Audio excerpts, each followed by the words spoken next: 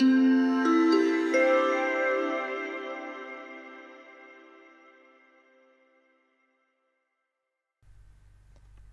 this video, I'm going to show you how to set up a new Iris Insight client and also how to link it and import the data from Xero. Once in Insight, click on the Clients tab at the top of the screen. You'll have an option to add a new client.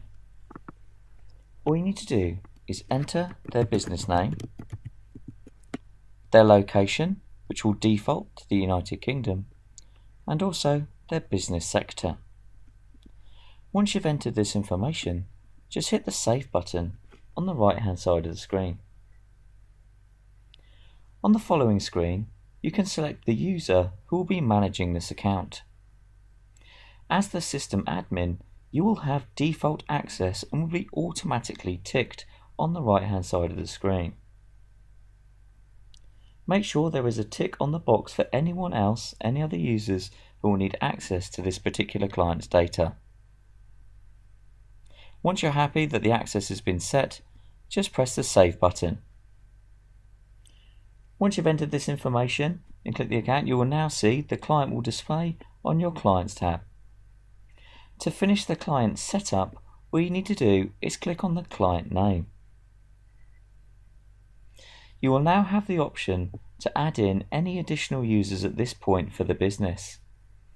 If it's just a single user you need, just click the Next button.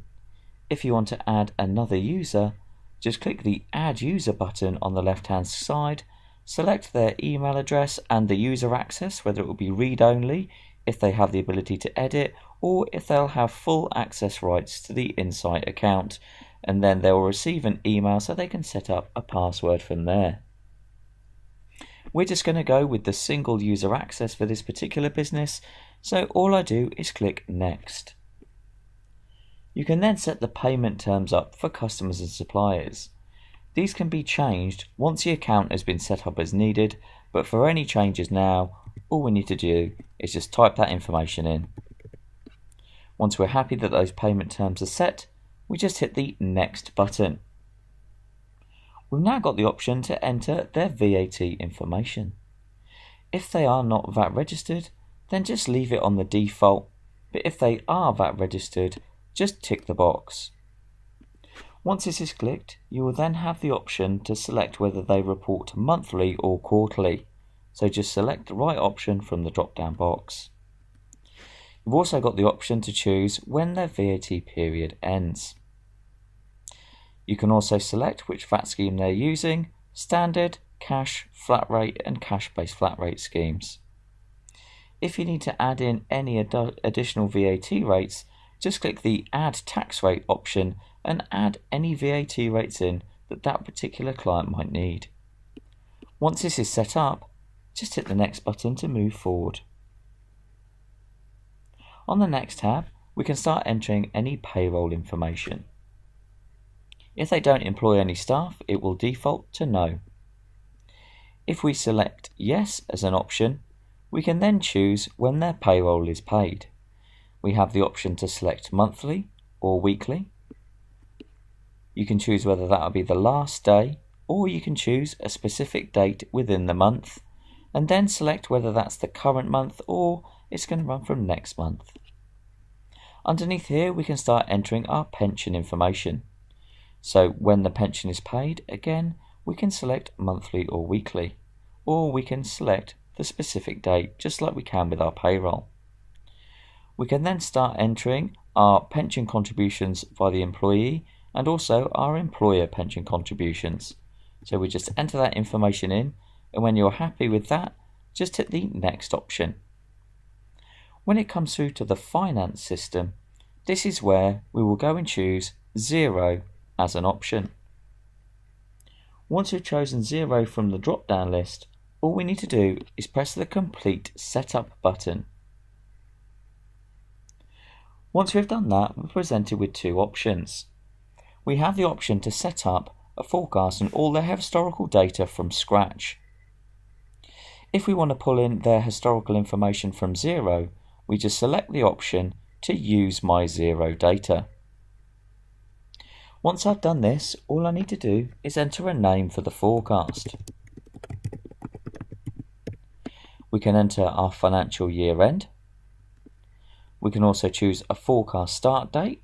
So we're in June, so I'm going to start the forecast from here. We can also enter any specific overdraft that this particular client has. I'm just going to enter £1,000 for now. We can also choose the length of the forecast. It will default to 12 months. We can go as low as we need to, but the maximum forecast length is 36 months. On this particular one, we're just going to do a 2-year forecast, and when we're happy with that, we just hit the next button. On this screen, all we need to do is start authorizing the link between Iris Insight and Xero. This can take a few minutes for this to just link with the Xero website, and then we'll have the option to authorize.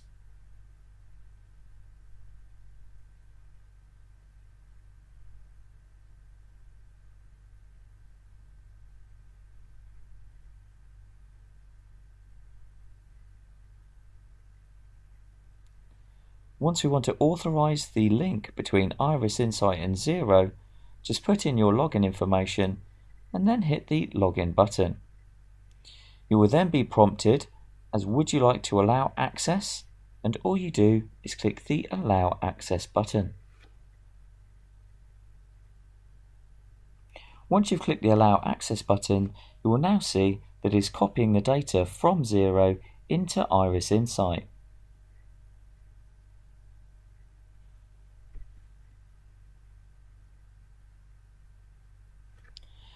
Once that's imported the data, you can either choose the default mapping that the system has chosen, or you do have the option to review the mapping from here.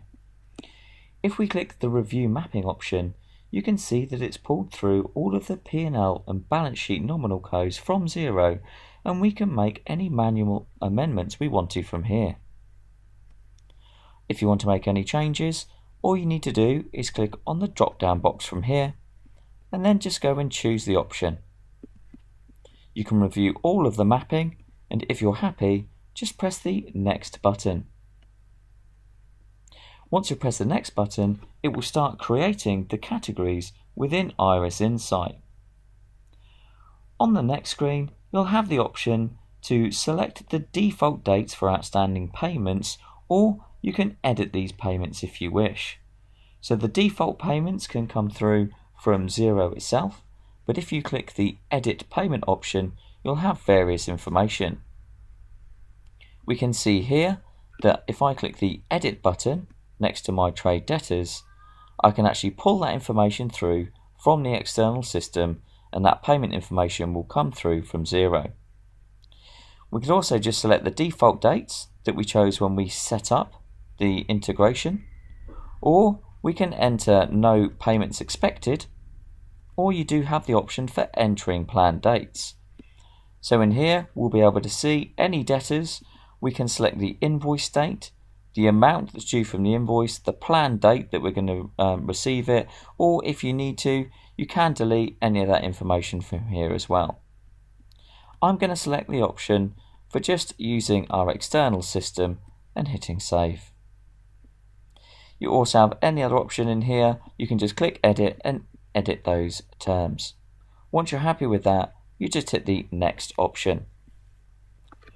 Once you've set those up and come through to here, you have the option to start entering forecast assumptions. They can either be entered as in 12 months prior to the forecast start date, or we can choose the last financial year's actuals. I'm going to choose 12 months prior to the forecast start date. If we scroll down, we have the option to set a percentage increase. So next to my sales tabs, I can say that for my first year, I want to have a 20% increase in sales, and it will show you what that figure is going to look like. And then from our second year, I'm going to say 30%.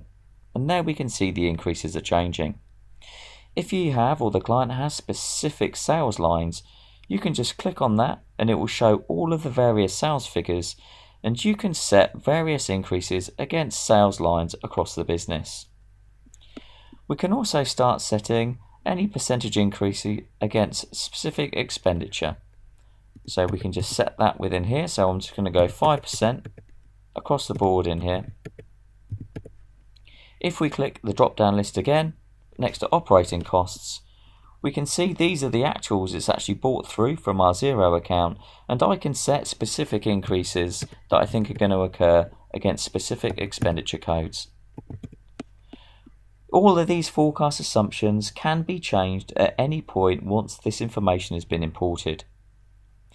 Once you've made those assumptions, just click the Next button and that information will then be set up. Our forecast is now complete, and we have the option to review our cash flow, review the profit forecast, or run reports. I'm just going to review the profit forecast, and we can see all of that information has come in. And if we go to the Actuals tab here, all of our sales, all of our expenditures all come through directly from our Xero account. If you need any more help with how to link Iris Insight and Xero, then please contact Iris Insight support.